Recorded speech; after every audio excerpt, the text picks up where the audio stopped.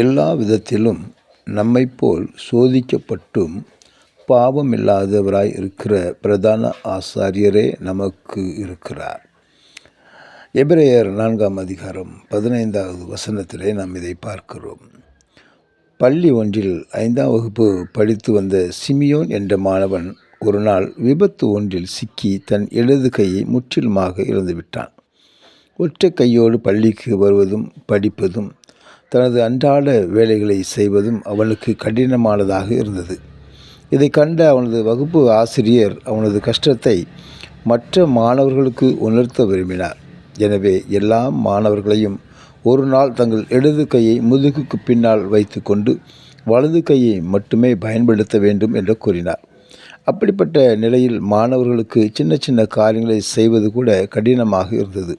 புத்தகங்களை புரட்டுவது, அழகாக எழுதுவது, பேப்பர் நழுவாமல் வைத்திருத்தல் போன்ற எளிய காரியங்களை செய்வதையும் கடினமாக உணர்ந்தனர். மேலும் சட்டை பட்டன் போடுதல், ஷூ மாட்டுதல் போன்றவற்றையும் கடினமாகவே இருந்தது.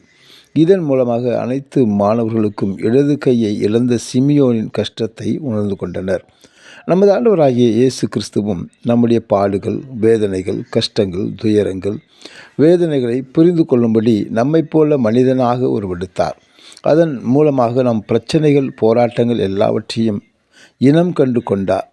அவர் தாமே சோதிக்கப்பட்டு பாடுபட்டதினாலே சோதிக்கப்படுகிறவர்களுக்கு உதவி செய்ய வல்லவராய் இருக்கிறார். எபிரேயர் 2ஆம் அதிகாரம் 18 என்ற வசனத்திலே இயேசு நம்மை போல எல்லா விதத்திலும் சோதனைகளையும் அனுபவித்தார் என்பதை அறிகிறோம். ஆண்டவருக்கு அனுதினமும் நன்றி சொல்லுவோம். தலைவலியும் வயிற்று வலியும் அவனவனுக்கு வந்தால்தான் தெரியும் என்பார்கள். நம் வேதனை, துயரம், இழப்பு, கண்ணீர், பலவீனம், இயலாமை என எல்லாவற்றையுமே அறிந்த ஒருவர் நமக்கு இருக்கிறார். நம்முடையவர்கள் எல்லாவற்றையுமே இயேசுவிடத்தில் சொல்லுவோம். ஏனெனில் அவர் நம்மை போல ஒருவர், நம்மை அறிந்த ஒருவர். நம்மில் ஒருவராய் நாம் மேலாக வாழ்வடைய நம்மில் ஒருவராய் பூலோகத்தில் அவதரித்தார் இயேசு.